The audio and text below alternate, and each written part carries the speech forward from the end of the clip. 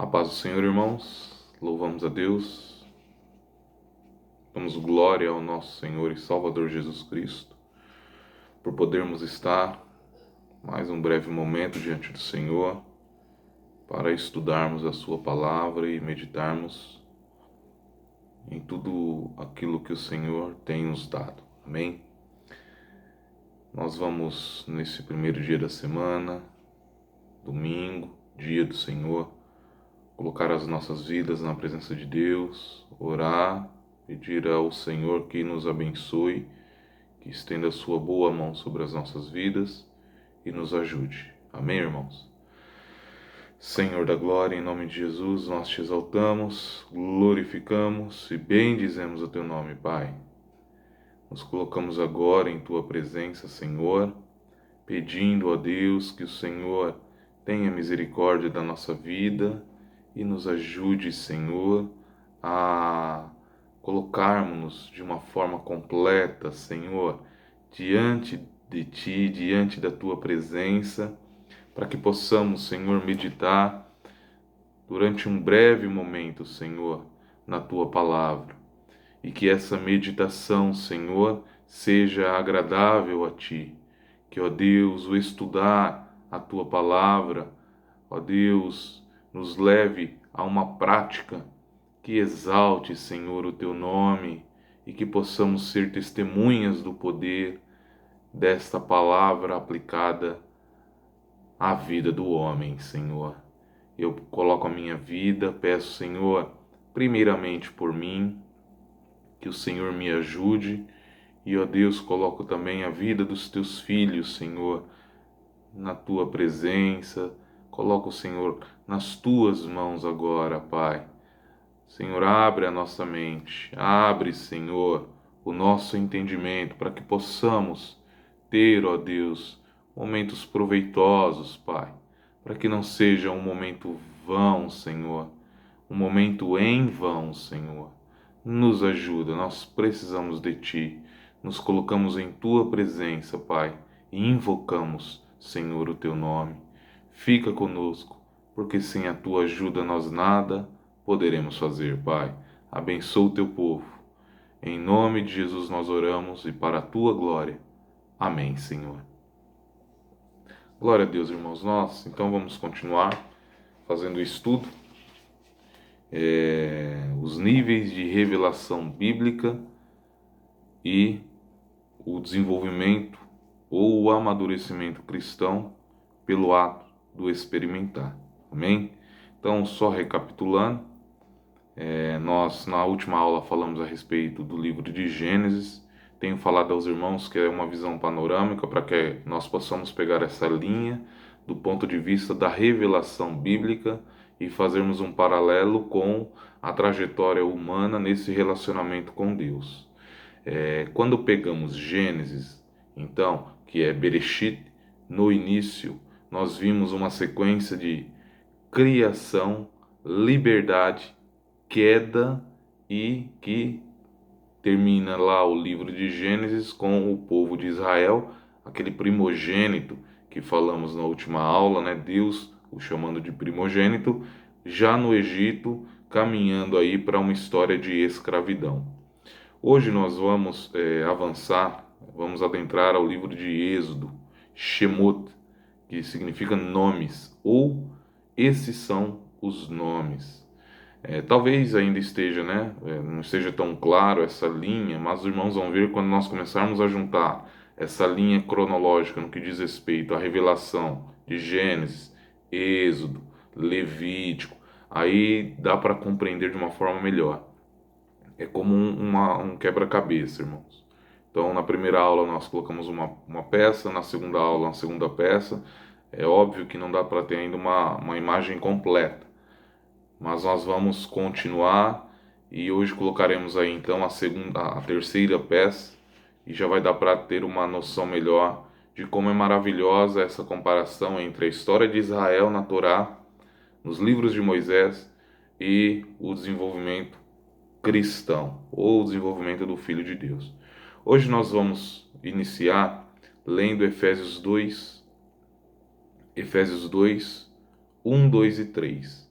Então nós estamos agora nesse ponto, nesse contexto da escravidão. Vamos ler Efésios 1, 2 e 3, fazendo um paralelo da escravidão de Israel no Egito e da escravidão espiritual do homem sem Deus, sem Cristo.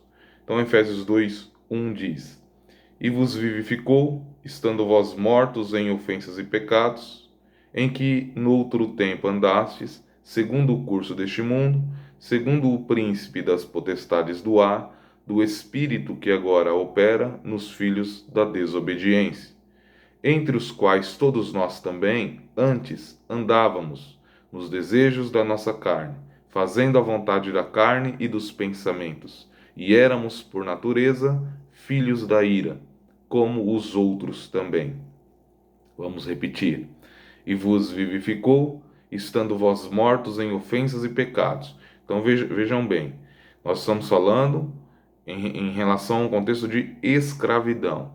Tal qual o povo de Israel era escravo no Egito, aqui Paulo nos traz um contexto de escravidão do homem, longe dessa graça maravilhosa ou fora dessa graça maravilhosa operada por Cristo na cruz. Em que noutro tempo andastes, segundo o curso deste mundo, segundo o príncipe das potestades do ar, do espírito que agora opera nos filhos da desobediência, entre os quais todos nós também antes andávamos, nos desejos da nossa carne, fazendo a vontade da carne e dos pensamentos, e éramos, por natureza, filhos da ira, como outros também. Então, irmãos, o homem, como visto na última aula, pelo desejo de se tornar independente de Deus, se tornou escravo de si mesmo, escravo da sua própria vida, dos seus próprios ideais. E por ser escravo de si mesmo, se sujeitou a um sistema não governado por Deus. Então, o fato do homem ter se tornado escravo de si mesmo, se sujeitou a um governo, a um sistema que que não tem Deus como administrador. Embora o Senhor não esteja alheio ao que nesse sistema acontece. Então, começamos dizendo o seguinte: o homem, ele primeiramente é escravo de si mesmo, da sua própria vontade. E por se tornar escravo de sua própria vontade, ele entrou num sistema que tem um Senhor, o Deus desse século. E se coloca então aí debaixo de uma dupla servidão, da sua própria vontade, dos seus próprios desejos e de um sistema que jaz no maligno. Como lemos acima em Efésios 2, existe um espírito que opera, e essa palavra no grego é energeo, que significa influência ou energização. Então é uma influência que esse Espírito realiza sobre a vida daqueles que estão longe de Cristo, naqueles que vivem nesse cosmos, nesse sistema governado pelo Deus desse século. Essa influência realizada por esse Espírito, que é o Espírito, o mesmo da antiga serpente, é um jugo sutil e invisível, mas de acordo com a escolha soberana de Deus, se torna um peso insuportável na vida daqueles que foram escolhidos por Deus antes da fundação do mundo. É muito diferente o efeito do jugo na vida daquele que foi escolhido, que é um eleito de Deus e que ainda não foi chamado e que ainda não está diante de Deus, irmãos. É diferente daqueles que não foram chamados.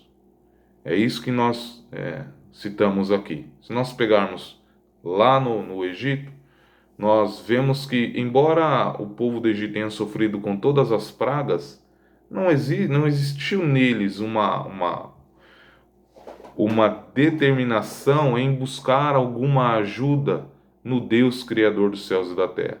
Houve nos judeus, porque os judeus são o povo escolhido de Deus. Então, de alguma maneira, existia neles essa disposição em clamar ao Senhor, que é o que nós veremos mais adiante. E não existe essa disposição na vida daqueles que não são, desde a eternidade, povo de Deus.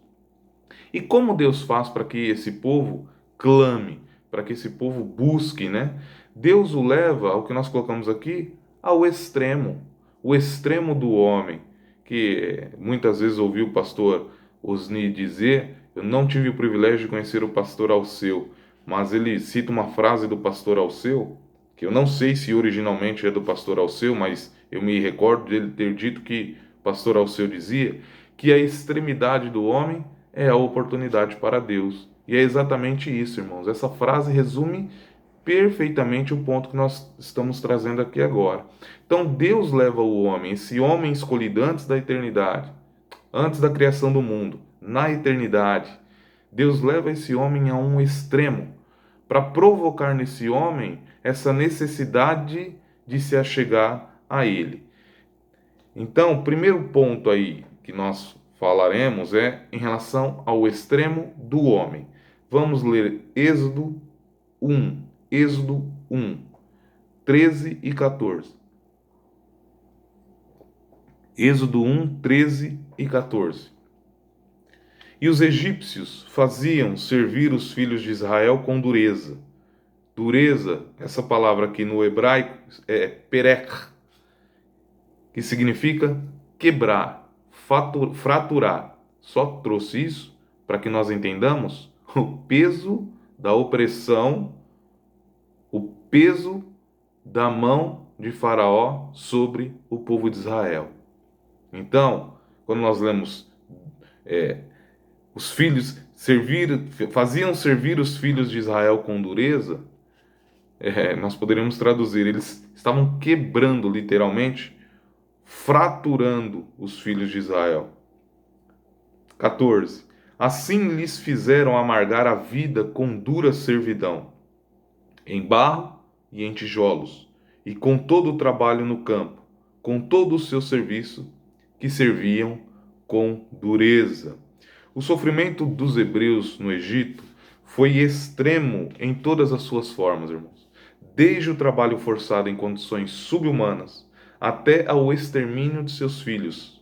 Faraó, com mão pesada, os fazia desesperar de sua própria existência. O desespero da alma do escolhido, que ainda não está entregue ao seu Senhor, faz coisas impossíveis alcançarem a viabilidade, o intangível se tornar palpável, o impensável se tornar um fato. Então, esse extremo em que o homem é colocado por Deus faz de fato as coisas acontecerem, irmãos.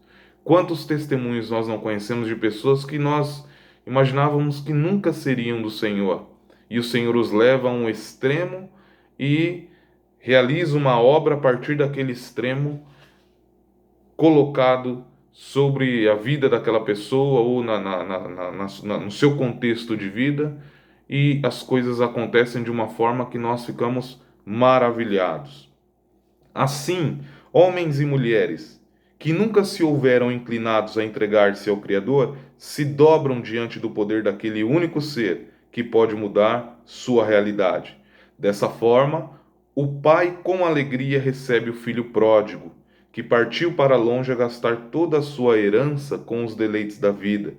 Mas, desiludido com a incapacidade da vaidade em satisfazer-lhe a alma, volta quebrado ao seu lugar de origem, que é essa história pré-conversão. E o que acontece na história de Israel, que é paralela, ou nós poderíamos traçar um paralelo com essa história do homem? Agora nós vamos lá em Êxodo 2, 23. Êxodo 2, 23. E aconteceu, depois de muitos desses dias, morrendo o rei do Egito, que os filhos de Israel suspiraram por causa da servidão e clamaram, que é o que nós estamos dizendo. O povo foi colocado num contexto em que o extremo foi alcançado. E pelo extremo ter sido alcançado, eles clamaram a Deus. E o seu clamor subiu a Deus por causa de sua servidão. Agora veja bem, irmãos, se nós pudéssemos conjecturar aqui, não fora tal opressão realizada pelo sistema egípcio ao povo hebreu, os descendentes de Jacó, muito provavelmente, não teriam saído do Egito. Não fora tal opressão realizada pelo sistema egípcio ao povo hebreu, os descendentes de Jacó muito provavelmente não teriam saído do Egito. Em outras palavras, se o povo de Israel não tivesse sido colocado no seu extremo, muito provavelmente eles não teriam clamado ao Senhor e, consequentemente, não teriam saído do Egito, não teriam deixado o Egito rumo Canaã, irmãos. Então foi necessário que Deus colocasse esse extremo para que o povo clamasse, para que o povo buscasse a Deus para ser libertado desse contexto. Mais importante ainda do que esse extremo colocado por Deus na vida do homem é a consciência colocada por Deus na vida daqueles homens de que eles poderiam ter uma realidade diferente daquela que eles tinham. Isso não acontecia com os egípcios. Isso não aconteceu com os egípcios. Isso foi dado ao povo de Deus, aos hebreus. Aos hebreus. Nós vamos lembrar que o livro começa com: esses são os nomes. Os nomes, Shemot. Essa consciência de que se pode ter uma realidade diferente é colocada por Deus na vida dos eleitos. Então, se não tivessem chegado no extremo, muito provavelmente estariam ou permaneceriam durante longa data ao lado das panelas de carne, saboreando os porros daquela terra. Isso implicaria em uma miscigenação que levaria o propósito de Deus sobre Israel. Israel, esse primogênito de Deus, como citado na aula passada, ao completo fracasso. Se eles não tivessem saído do Egito, muito provavelmente haveria uma miscigenação entre o povo hebreu e os egípcios, e o propósito de Deus revelado a Abraão não se cumpriria. Então foi necessário que Deus levasse o povo ao extremo para que o propósito dele, revelado a Abraão, se cumprisse.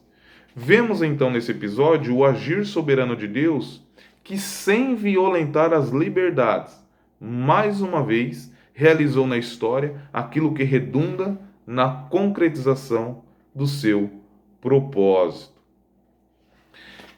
E como é que Deus faz isso, irmãos? Sem haver conflito entre a liberdade humana e o querer divino. Assim como ele fez na vida de Jonas. Como Deus opera? Sem violentar a liberdade do homem, que essa liberdade foi dada ao homem, como nós falamos na última aula, lá no Éden, sem violentar essa liberdade, fazer com que o seu propósito seja cumprido. Deus faz isso. De outra maneira, Deus seria escravo da vontade humana. Deus, em alguns momentos, seria frustrado pelo querer humano, que é o que nós vemos nessa apostasia. Nós ouvimos muito isso em outras igrejas, que Deus pode até mesmo se frustrar com alguém, se frustrar com o ser humano. Mas Deus não se frustra com nenhum ser humano, porque a frustração ela é proporcional à expectativa que se coloca sobre algo.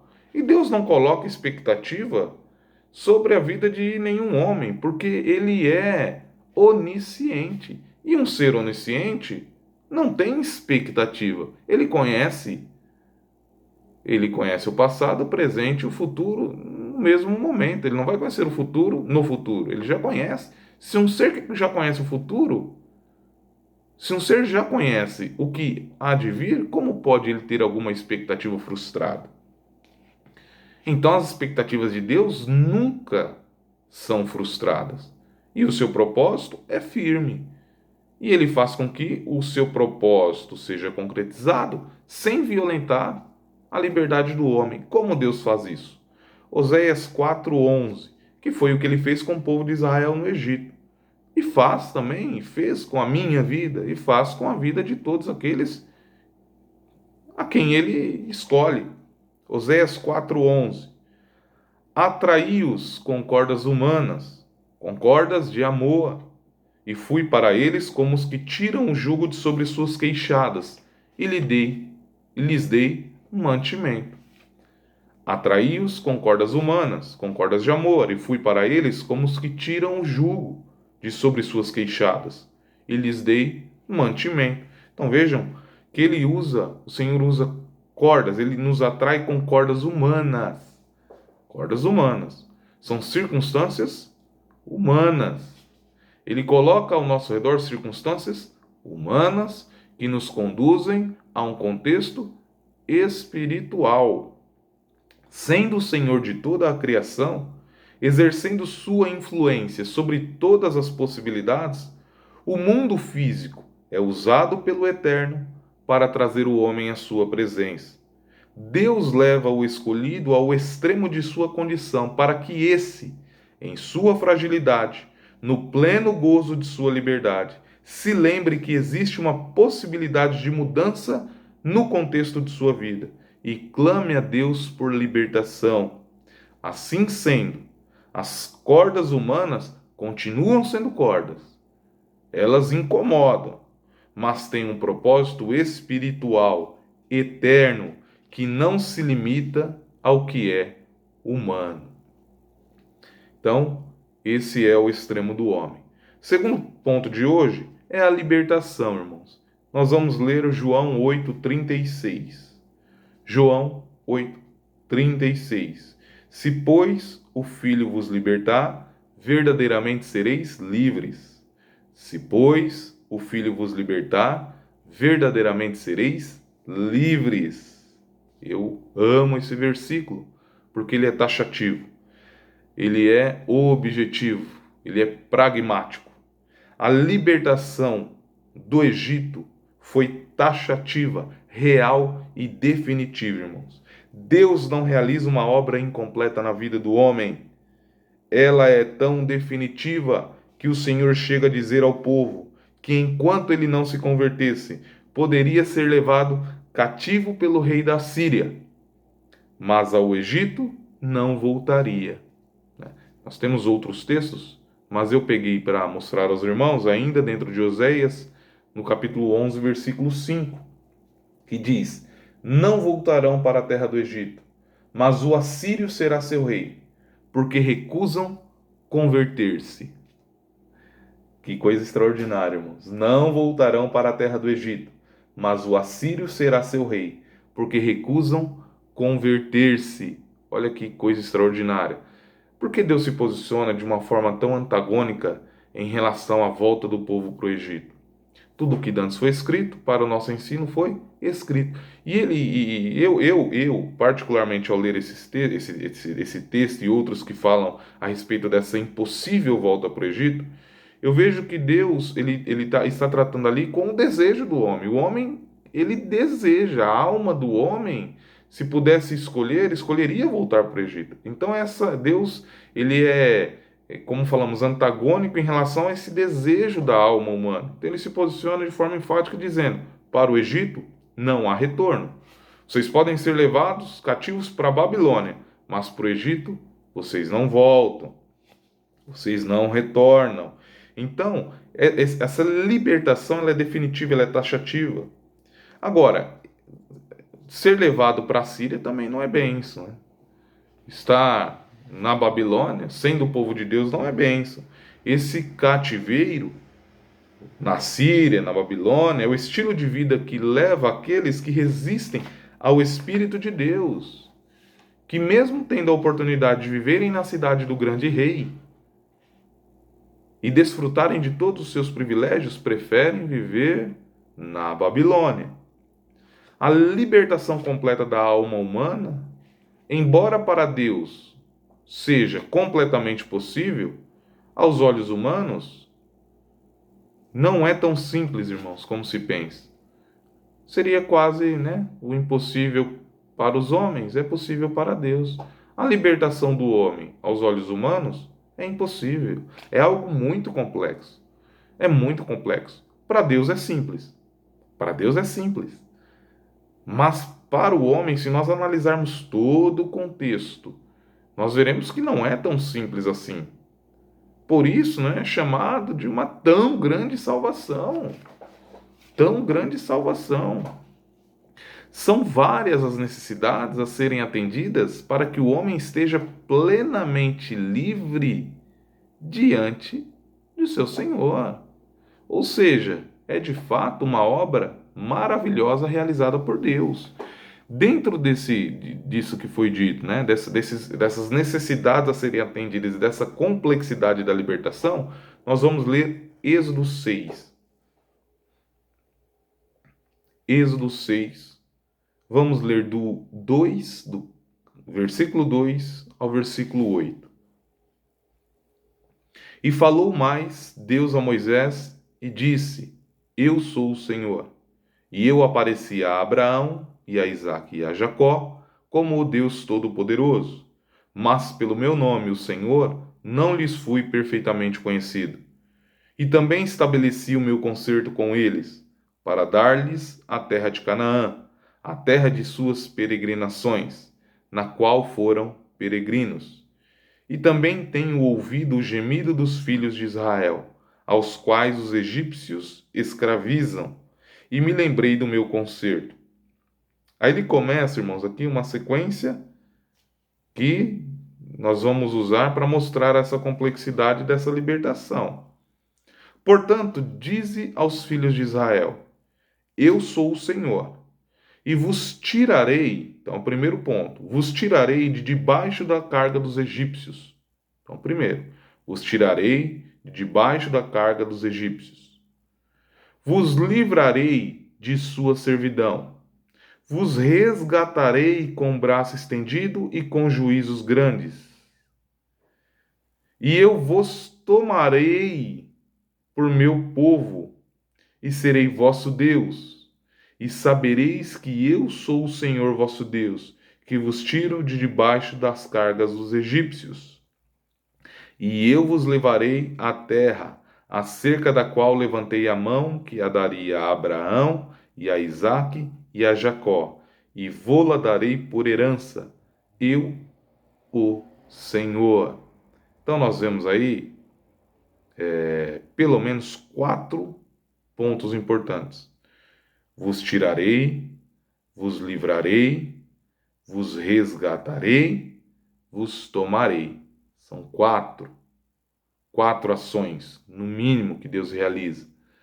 Só para os irmãos terem esse contexto entre essa, e depois nós vamos falar um pouquinho sobre esse assunto também, que é já entrando um pouquinho na Páscoa e falando um pouquinho a respeito da Páscoa.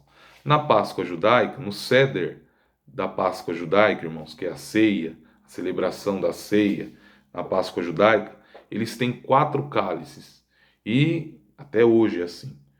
E esses 4 cálices representam essas 4 palavras, Páscoa, num contexto de libertação, o povo de Israel, judeu, comemorando a libertação do Egito, eles então manuseiam, eles bebem, no caso deles, o vinho, nessas 4 taças, que representam: tirarei, livrarei, resgatarei e tomarei. Isso é só a título de informação e para conhecimento geral. Mas no que diz respeito a nós, os cristãos. Então, o primeiro aspecto. Portanto, diz lá no 6, Êxodo 6:6. Portanto, dize aos filhos de Israel: Eu sou o Senhor e vos tirarei de debaixo das cargas dos egípcios. Então, primeiro ponto, no paralelo com a vida do homem, é a libertação do sofrimento físico-psicológico, na posição de escravo. É o que podemos contemplar mais facilmente. Podemos ver facilmente na vida de um homem que é escravo do sistema humano. Então é a libertação desse jugo, que é o mais perceptível. São os vícios, irmãos, são as dissoluções, a degradação da vida humana, essa libertação do homem, é sair do jugo, né? Dessa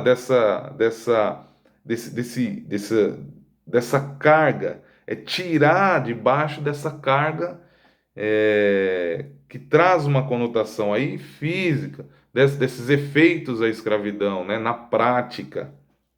Segundo aspecto, ainda no 6,6, e vos livrarei da sua servidão. Então ele tira, né, debaixo do jugo, ele tira debaixo do jugo, debaixo dessa opressão físico-psicológica,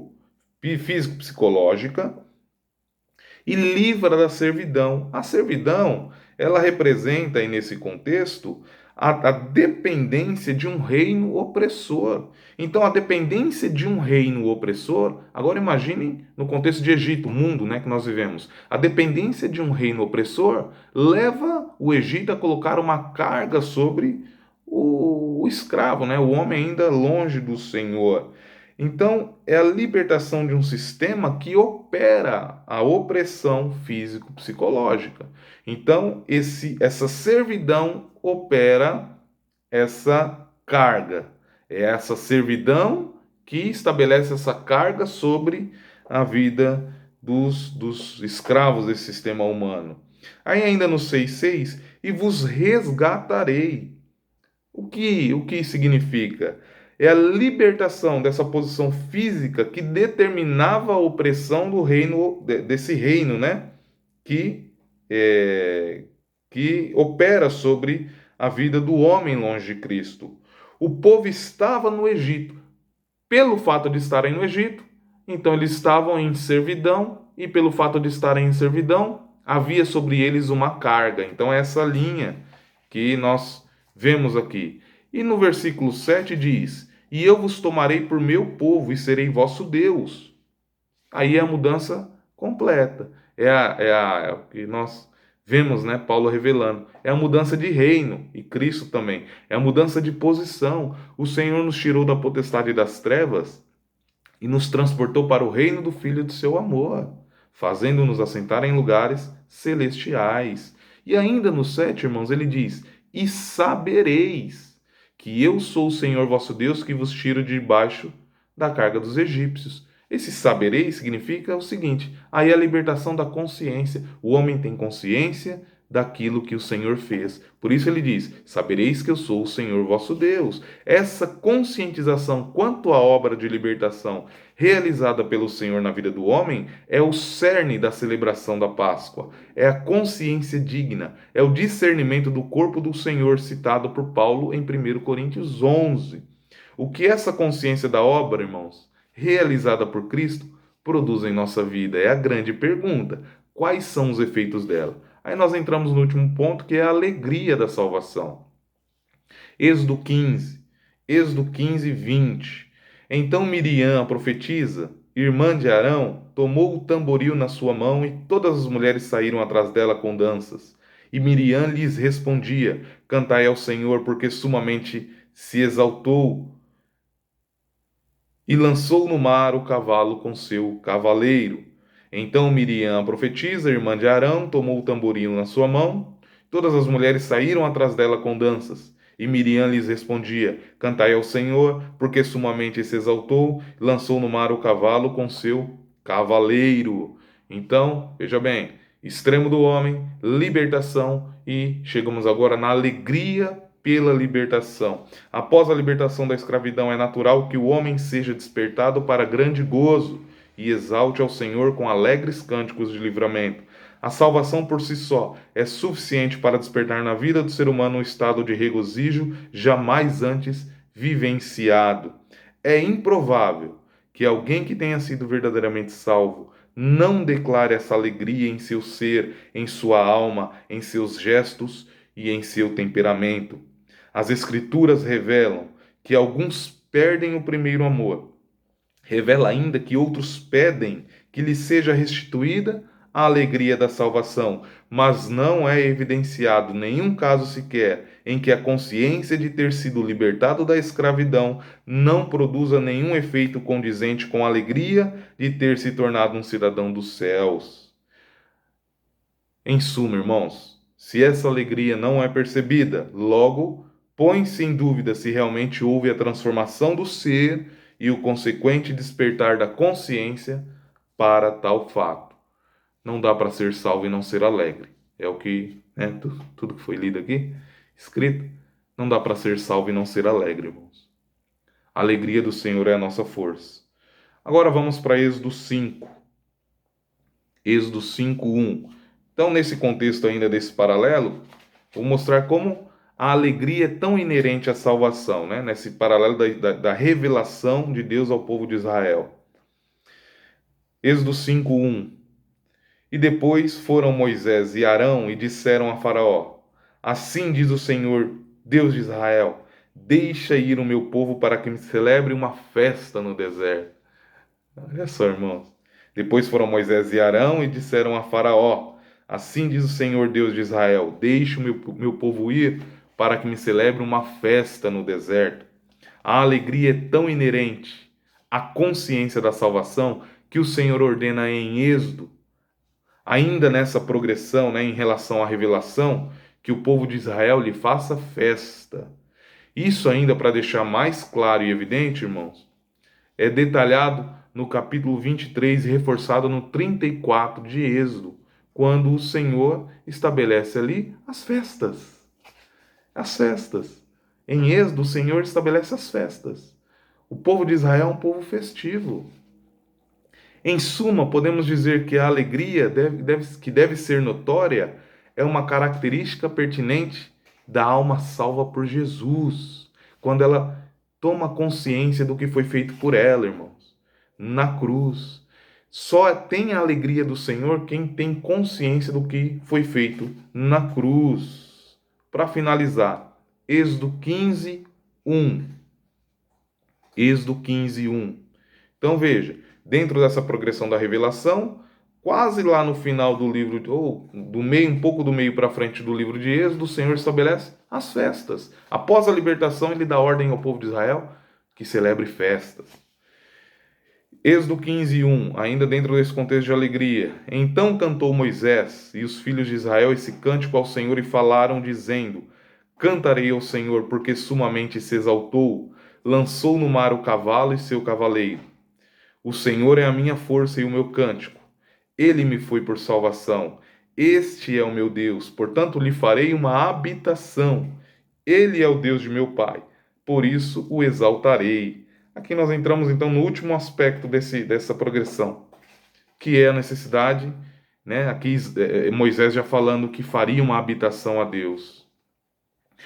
Então, para finalizar esse paralelo do desenvolvimento cristão com a ordem cronológica da revelação em Êxodo, nota-se que essa consciência pela revelação produz no homem a necessidade de ter um lugar para buscar ao autor de sua salvação. Vemos isso evidenciado no Cântico de Moisés, como lemos, e o livro de Shemot termina com a construção do tabernáculo. Cópia do que foi mostrado a Moisés no monte. É a percepção primeira do homem no que diz respeito à importância que a habitação de Deus tem em sua vida. É o princípio da carreira proposta por Deus. Então, nós já mostramos aí, estamos finalizando, irmãos. O livro de Êxodo termina com a construção, né, e a consagração do tabernáculo. Essa necessidade que o homem tem de estar no santuário, na casa de Deus. Isso também faz parte dessa linha, né, desse desenvolvimento cristão. Não menos importante do que esses pontos levantados é a promulgação da lei no Sinai, dando ao povo a primeira noção do aspecto normativo que é estabelecido por Deus para que balize o seu relacionamento com o homem. Sem dúvida alguma, isso está dentro da progressão da revelação e será tratado, irmãos, com mais vigor adiante. Dessa forma, passamos panoramicamente pelo livro de Shemot.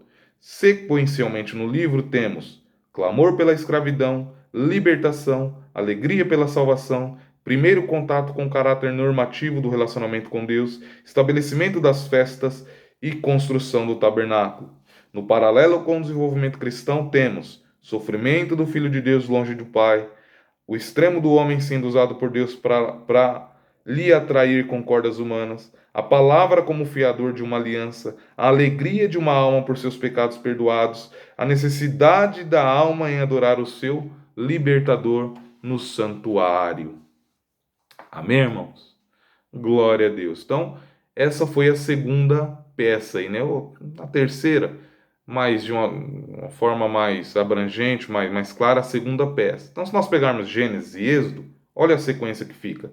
Criação, liberdade, queda, escravidão. Extremo do homem, clamor, libertação, alegria, necessidade de estar no santuário. É a progressão, é esse paralelo com a história de Israel. Amém?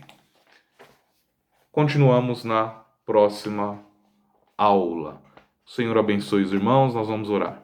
Senhor da glória, em nome de Jesus nós te exaltamos, glorificamos e bendizemos o teu nome, te agradecemos, Pai, por esta aula, te louvamos por tudo quanto o Senhor tem feito por nós, colocamos a nossa vida diante de ti neste dia, o dia do Senhor, pedimos que o Senhor nos abençoe, Senhor, ó Deus, prepare o culto à noite, Pai, e que possamos adentrar a tua presença, Senhor, com cânticos de livramento, alegres cânticos de livramento, agradecendo por tudo que o Senhor tem realizado em nossa vida, Pai. Abençoa, Senhor, eu te peço, o teu povo, e, ó Deus, fica conosco. Assim oramos em nome de Jesus e para a tua glória. Amém, Senhor. Glória a Deus, irmãos. Deus nos abençoe e desejo a todos um ótimo domingo e fiquem todos na paz do Senhor.